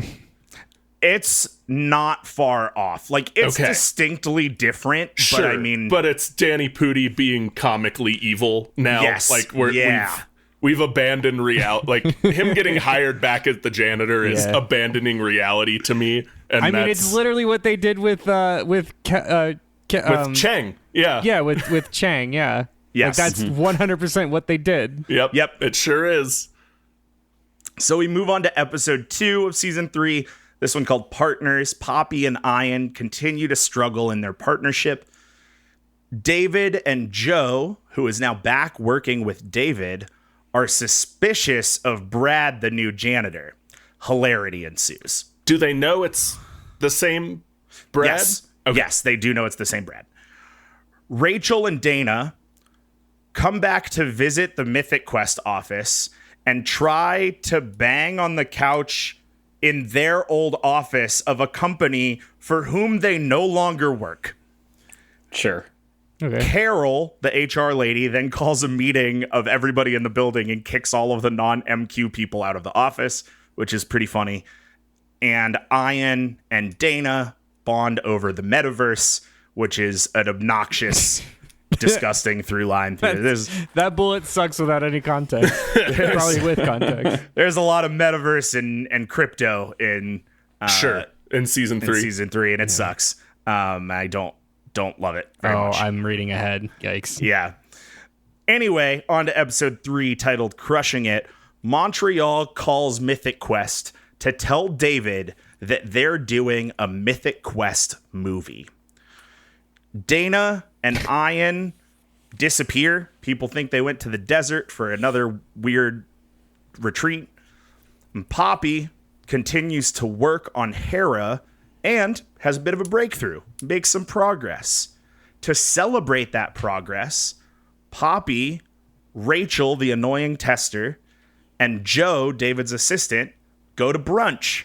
And then Joe takes them to a gun range, and it's wild. And again, we come back to, like, let me remind you, Joe describes herself as a conservative Eastern coastal elite and commits to that bit so hard. Good. It's excellent. Elsewhere, Carol and Brad team up. They're doing a thing. Sue, the community manager, begs David not to do a movie because fans hate adaptations. Brad convinces Carol that NFTs are the future. There it is. Of course he does. And that convinces Sue to move back to the basement. An appropriate response. Yeah. Absolutely. Ian and Dana discover David, who has been locked inside of Grim Pop Studios all day, unable to find the door. Great. End of the episode. Episode 4, The Two Joes. Joe, David's assistant, meets hopeful star of the Mythic Quest movie, Kyle's choice for Bizarro, Joe Manganiello. Joe Manganiello is the stunt cast of this season. Yeah. He wants a franchise so bad. He does. Somebody give it to him. I mean, he had True Blood. He did have True Blood. He wants a franchise so bad. He needs to get in that Critical Role train. Is what he needs. Well, he was in Critical Role. He had a cameo. Yeah. Okay. Well, he needs to get on one of those trains. What he needs to do is he needs to get with Superman. Henry Cavill. Henry Cavill. He and Henry Cavill need to team up. They need to do a Warhammer series. Well, they already did team up because Joe Manganiello was in the post credit scene Snyder Cut of Batman vs Superman: Dawn of Justice. I don't believe that. I don't think that ever existed. That was he supposed to be like Deathstroke? Deathstroke. Yeah. Will Smith is Deadshot. Shut up. I don't want to talk Idris about Elba this. is Deadshot. Guys, stop. Fucking stop. No, what needs to happen is the two of them need to team up and do a Warhammer series and get Abria Iyengar in there. And the three of them need to just like do Warhammer content, and I would watch it until I die. Anyway, okay, we can move on. The only other thing I have to say about episode 4, The Two Joes, is that if there was one episode that I paid the least attention to, it was this one. I mean, it's fine. It's Joe Manganiello's first episode. He cameos throughout the season. Him and Joe riffing off each other is good. They do this whole bit where like Joe is speaking to Joe Manganiello, but she has David in her AirPod telling her what to say. Very funny. Very good. Good. Episode 5, entitled Playpen. We, the audience, have confirmed for us that Poppy doesn't know what fun is. Just doesn't know what fun is. Has never seen fun in her life. Ian doesn't want the Mythic Quest movie to happen without him, so he goes upstairs to talk to David and Joe about it. While that's going on, Dana introduces Poppy to VR by way of a sandbox program called Playpen. Poppy built Playpen as a way to keep Dana busy because Dana's their intern programmer at Grim Pop, and Poppy basically just built a sandbox to keep her busy in, and Dana turned it into a minigame shovelware thing. So they hang out in there, and Dana helps Poppy believe that Playpen and not Hera is what she should be focusing on. Rachel, Carol, and Brad insert a new revenue generator into the game without asking David. David gets pissed, but Montreal loves it and promotes Carol. And when they promote Carol, it also opens up the head of monetization role because they just don't have one of those right now. And instead of taking his job back, Brad convinces Rachel, formerly the annoying tester, to now be the new annoying head of monetization. Episode 6, The 12 Hours of Christmas. It's a Christmas episode. What do you want? Yay! David is a shitty boss, but Poppy and Ian fix it. And Rachel makes like $1 million in a day with the cosmetic, and it's a big deal. Is it a horse armor reference? It's a Rudolph the Red-Nosed Reindeer reference, which is okay, pretty much the same. Yeah. It's probably like they're probably doing a Fortnite. Yeah. Oh yeah. Yeah. Episode 7. Actually, it's probably more. I think the most expensive WoW thing I know is the Swift Spectral Tiger, which was like a couple $1,000s when it came out. It's like that sort of thing. Anyway, cool. Episode 7 is called Saurian, and it is an Ian and Poppy backstory bottle episode. So in 1987, Ian is pulled away from his single mother to live with his shitty dad, who is played by Sam Witwer, famous as Darth Maul in the Clone Wars series. Yeah. And Also, in the Star Wars, is it the same guy? Or is it's not the same. He did a Star Wars? It's not the same guy as the prequel series, but he is, I think. But he's the voice done Darth of him. Maul and other things. Yeah. Gotcha. Yeah. So that's Ian's backstory. In 2001, Poppy plays Final Fantasy, but her mom wants her to play piano, and that's her backstory. Which, Andrew, which Final Fantasy was 2001? Final Fantasy X, aka Final Fantasy X for X. But not weirdos out X there. -2. Not X minus 2. That was 2002. Yeah, cool. So that must be the one that they play in this. I couldn't tell, but they talk a lot about Final Fantasy, like a lot. So that episode's for you. Is it in 3D or is it in 2D? They don't show a ton of the gameplay, footage, yeah. Probably Then they because pay for it. licensing. Yeah, exactly. Yeah. But I feel like it's in 3D. I don't know. I wouldn't be don't know. surprised Final Fantasy if Ubisoft just whipped up some legally distinct from Final Fantasy X images for that. Yeah. Yeah, it definitely could have been.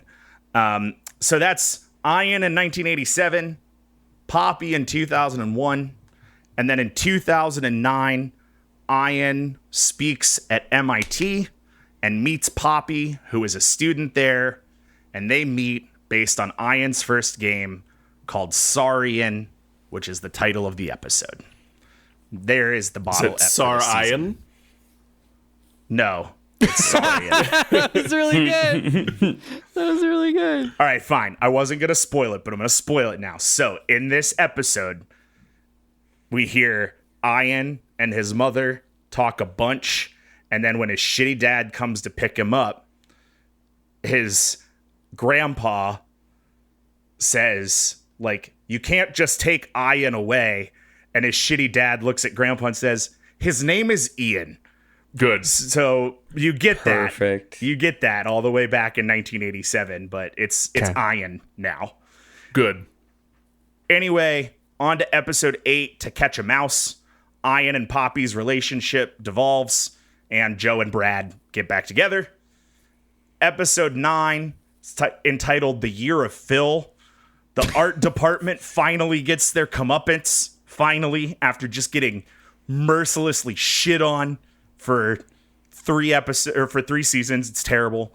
Also, we get like 5 minutes of Joe Manganiello and Rob McElhenney in mocap suits, which is very good. I'm a sucker for a good mocap suit. Mm-hmm. bit. Yeah. Oh, yeah. And no venture capitalists want to buy Playpen because Poppy has been blacklisted for turning down the $50 million offer in episode 1. And episode 10, the last episode of season 3.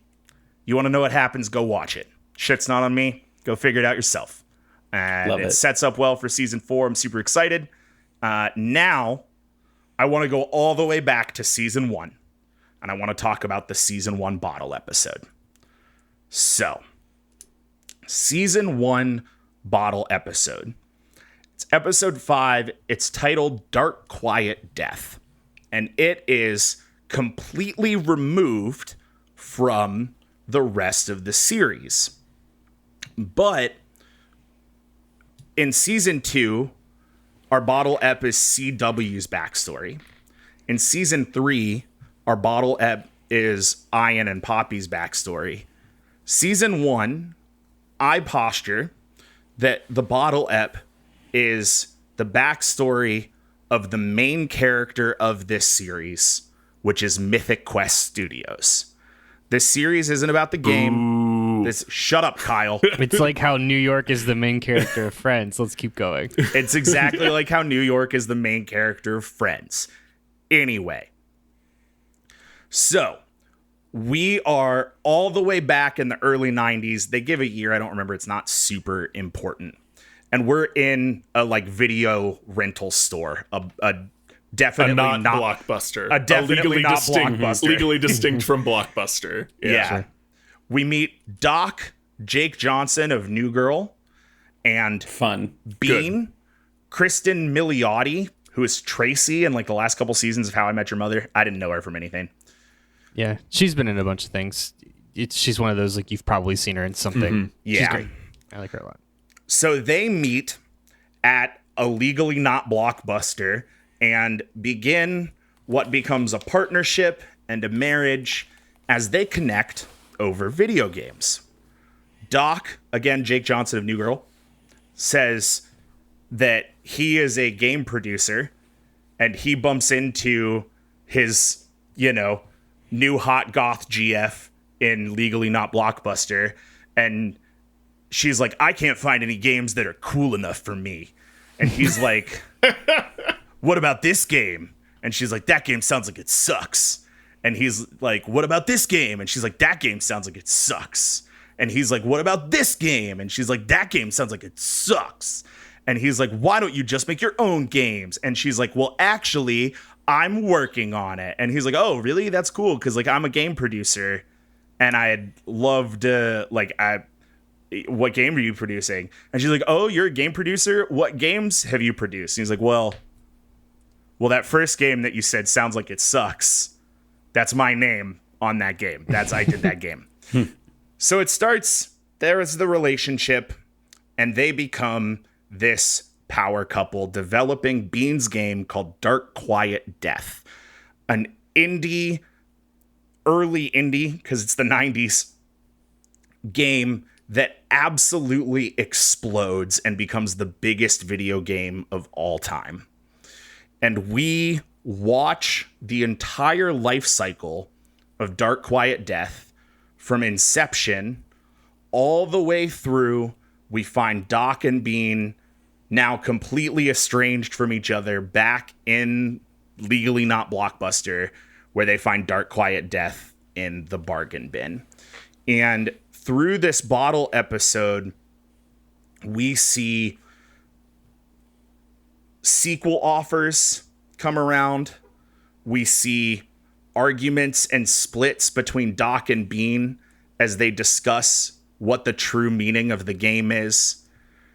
We see them discuss how much to bend the knee when it comes to making money versus making the game you care about. We see them ultimately accept a movie offer and lose track of everything that their game was.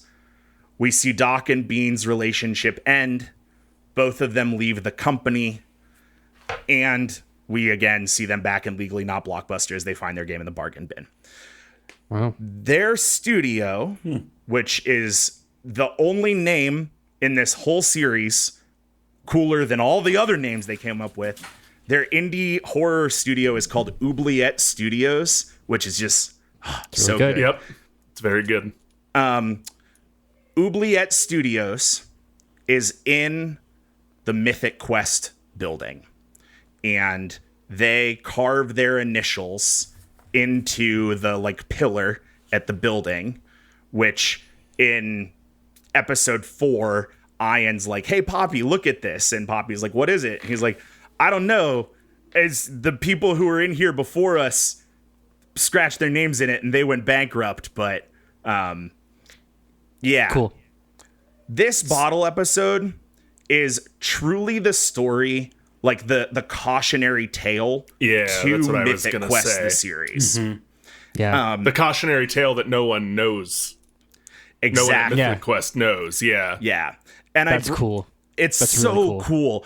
And I bring it back all the way at the end because I almost wish that this would have been the very first episode or something, but there's no other way to build it in than where it is. It never comes back, but throughout the whole series, you see all of these Easter eggs and moments where when Ian pitches his game to the studio in Montreal, we learn that it's the same studio that Oubliette pitched to X number of years ago. And in one episode, Ian is wearing an Oubliette shirt. Another guy wears a Dark Quiet Death shirt. Yeah. If you remember in episode 1, all the way back up at the top of the notes, when I said, also in-universe games have grossed this much money, and one of those games was Dark Quiet Death 4. DQD4, the Roscoe Chronicles. The Roscoe Chronicles. Yeah. That is really cool, and like what a neat world building Yes. thing that they had done. That's very I like cool. that a lot. Yeah. I was already sold, but I am 1,000% more sold. And that's the series, baby. As mentioned earlier, Mythic Quest has already been renewed for season 4. It could drop literally any time, but who knows? Literally, while we were recording this, SAG-AFTRA settled they made a deal. Shut up. So like it could be announced before this episode. Are you you telling serious? I am telling the truth. I am. Oh my that is- God. That's wild. That's incredible. Yeah, So- you're not kidding. Like so, literally an hour after this. Wow. Wow. Oh, wow. Wow. So like odds are good if the timeline, if they stick the timeline you put out at the top, like odds are good this might get announced before this episode airs. Yeah, man, that's insane. So to wrap it up here, I know we've gone a little long. I would love to get y'all's thoughts on Mythic Quest, or maybe any questions you have here at the end of the flavor text. I like this. I mean, no questions, no notes. Like I said, I already watched the first episode before we started, and I was into it. I like this. I'm gonna watch it. I'm gonna sound like a broken record. I wanna, for the last time, I do want to bring up Silicon Valley because I there are so many connections that I keep making to this, and I want to say, if you liked this, Matt, please go watch Silicon Valley. But I will say, for the reason why I'm gonna go watch this is this sounds like this is to 2020's tech as Silicon Valley was to 2010's tech.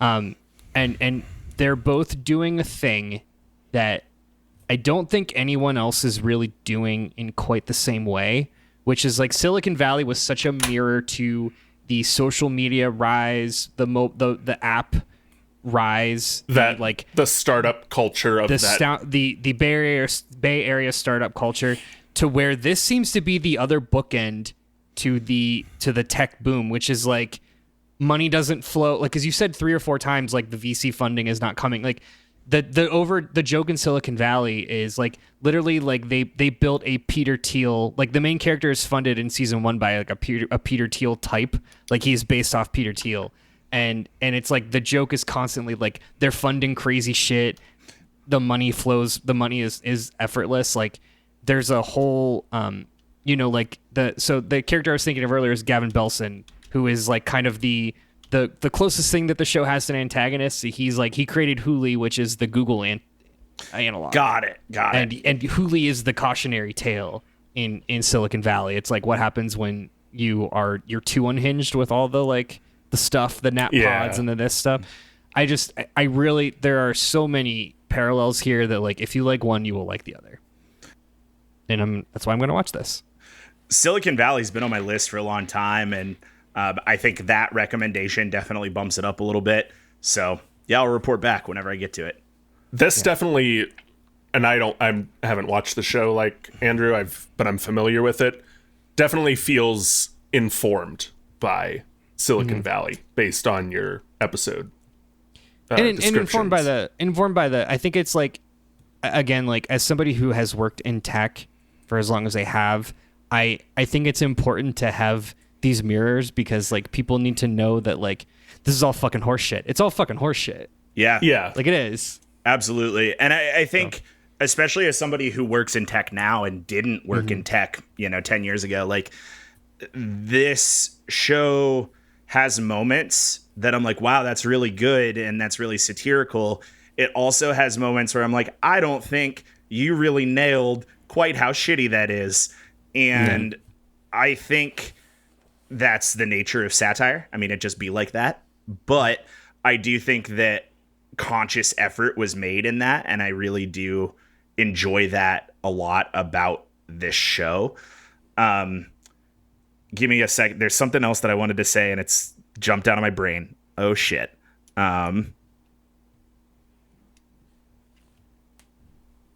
Leaving this all in. Nope, it's gone. Can't be important. Not coming back. If I think of it, I'll yell it out in the middle of the outro. Cool. Is that it? Any other thoughts on that? I'll throw in like not running out and buying an Apple TV Plus subscription, but like this is high on my list for when we do pull that trigger.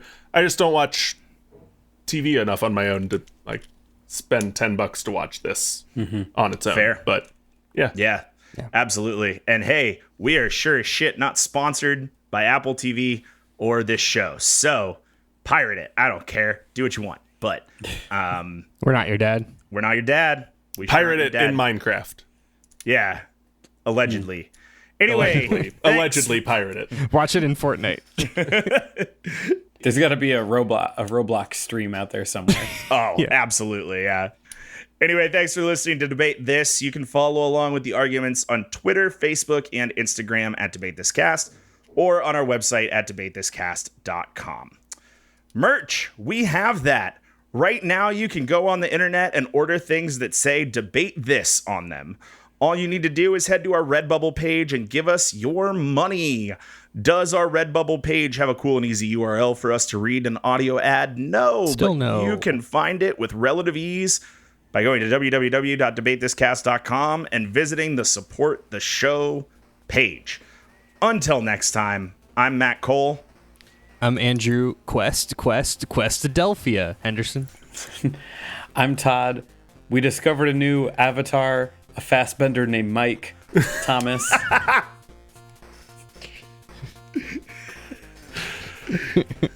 That one, And I'm I'm Kyle with psychic damage. It did. Well, I was I'm Kyle. I was exaggerating my laugh a little bit to come up with a joke for this and didn't, Harper. And we're saying thanks for debating with us. And if you think we're wrong, you can come fight us behind the swing sets, nerds.